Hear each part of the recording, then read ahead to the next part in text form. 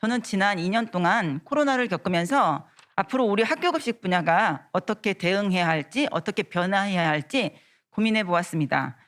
저의 첫 번째 고민은 이 사진 속 사건으로 시작되었습니다. 여러분들도 기억하실 텐데요. 라면 형제의 화재 사건이었습니다. 이 사진을 보면서 제가 든 생각은 내가 지금까지 해왔던 식생활 교육이 얼마나 실효성이 있었는지에 대한 씁쓸한 반문이었습니다. 저의 두 번째 고민입니다. 이 사진은 제 아들이 다니고 있는 초등학교의 급식실 모습인데요. 감염병 예방 관리에 취약한 대규모 급식실의 문제점에 대해서 어떻게 해결해야 할지 하는 것이 저의 두 번째 고민이었습니다. 이 두 가지 고민에 대한 해법을 간단히 생각해 보았는데 해결 방법은 간단했습니다. 첫 번째, 넓은 공간을 쪼개서 학년이나 반이 혼재되지 않도록 관리해야 한다. 두 번째, 식생활 교육은 생존 수영처럼 초등학교에서 식생활 교육을 받았다면 간단한 식사 정도는 스스로 구현 가능한 메이커 교육으로 자리를 잡아야 한다였습니다. 하지만 이 산을 넘기에는 제게 너무 많은 과제들이 있었어요. 예산도 없었고 인력도 없었고 그리고 어떻게 가르쳐야 될지 교육 프로그램도 전무했습니다. 더더군다나 저는 이유 교실이 없었기 때문에 교육 공간을 확보하지 못했습니다. 그럼에도 불구하고 어떻게 하면 해결할 수 있을지 고민 끝에 답을 찾았어요. 그것은 바로 공간 혁신이었습니다. 우리가 갖고 있는 커다란 급식실 안에 작은 교실을 하나 집어넣어 보자. 그러면 자연스럽게 넓은 급식실은 공간이 쪼개질 것이고 그리고 저는 그 안에서 교육을 할 수 있을 거라고 생각을 했습니다. 실제 모습을 보여드리기 전에 간단하게 예산을 따져보겠습니다. 교실 한 칸을 세우는데 건축비는 1억 2천만 원 정도 듭니다. 그리고 그 안에 식생활 교실을 꾸민다면 3천만 원 정도 예산이 소요가 됩니다. 그런데 저는 단 3천만 원의 예산으로 저희 학교 급식실 안에 교실을 들였습니다. 저희 급식실 도면인데요. 이렇게 넓은 식당 공간을 세 구역에 나눠서 가장 넓은 공간에 융합형 식생활 교육실을 집어넣었습니다. 실제 시공 사례입니다. 급식실 안에서 바라본 교육실입니다. 안으로 들어가 보면 교육실 내부 모습인데요.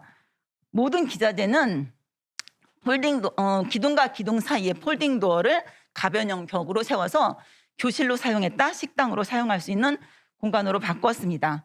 하지만 교실로 사용할 경우에 필요한 기자재가 굉장히 많았습니다.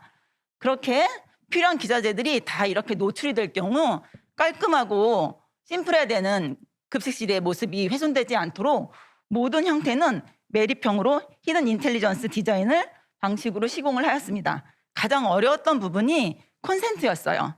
바닥에 깔자니 학생들이 넘어질 것 같았고 식탁에다 붙이자니 국물에도 쏟지 않을까 걱정이 되었습니다. 그래서 제가 몇 달 고민 끝에 찾은 방식입니다.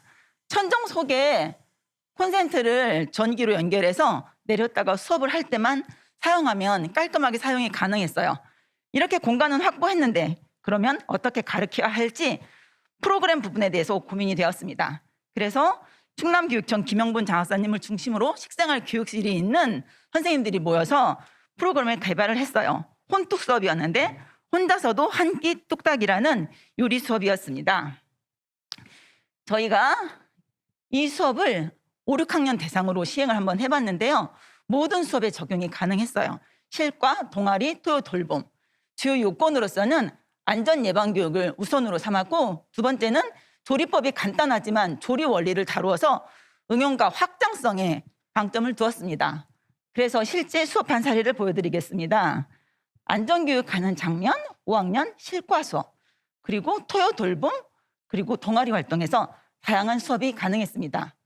제가 이렇게 수업을 진행하면서 융합형 교육실을 만들어서 학생들에게 물어보았습니다. 어땠는지, 공간 활용도에서는 어땠는지. 전교생 중에서 93%가 매우 만족을 했고 혼뚝 요리 수업을 참여한 100% 학생이 매우 만족한다는 답변을 얻어낼 수 있었습니다. 저는 본 사업을 추진해 보면서 코로나로 인해서 사회가 변화하고 있고 이에 따라서 유연하게 대응할 수 있는 학교의 변화를 요구하고 있다고 생각합니다. 또한 기존에 이미 추진하고 있는 각 시도별 사업들이 있는데 이 사업이 적용이 가능한지도 판단해 보았습니다. 실제 저희는 식당 한 공간을 이렇게 세 구역으로 나눠서 식사를 할 수 있도록 감염병 관리에 최선을 다했고 교실 안에서는 식생활 교육뿐만 아니라 환경 교육에 방점을 두어서 올해 열심히 수업을 한번 해보았어요. 그래서 학생들과 수업한 내용들은 이렇게 충분히 전시하고 학생들이 먹는 곳, 식당은 먹는 곳이라는 개념을 뛰어넘어서 배움과 실천이 함께 이루어질 수 있는 진정한 식생활 교육관을 만들어 보았습니다. 저의 사업이 타 사업에 적용이 가능한지 저도 매우 궁금했습니다. 다른 일선에 계신 선생님들이 저희 급식실을 방문하고 너무 좋다 하면서 굉장히 칭찬을 해주셨는데, 현대화 사업이나 식생활 교육실이 없는 학교에 대해서 설치가 가능했고 교육부에서 추진하고 있는 그린 스마트 미래 학교에서도 적용이 가능하다고 생각을 합니다. 이 외에도 오늘 짧은 시간으로 보여드리지 못한 많은 저희 학교 급식실 풍경이 있는데요. QR코드에 담아보았습니다. 저의 설명을 마치도록 하겠습니다.